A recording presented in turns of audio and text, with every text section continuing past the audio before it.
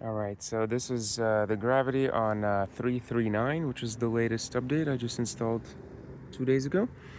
And it's doing alright, but I don't know if it's related to this update, but my seat settings refuse to restore.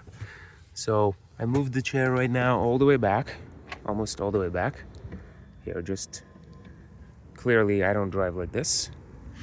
And I'm gonna restore my settings. Nothing happens. It says that the seat restoration is in progress, but nothing actually happens. And I've already restarted the car. I did a soft restart, 30 seconds. I'll try a hard reboot later, I guess, but I tried switching profiles, and the right seat is working, but mine is not. And yet the controls are working, right? Physically, it's able to move. But just this button doesn't do anything. Very confusing. Another software bug?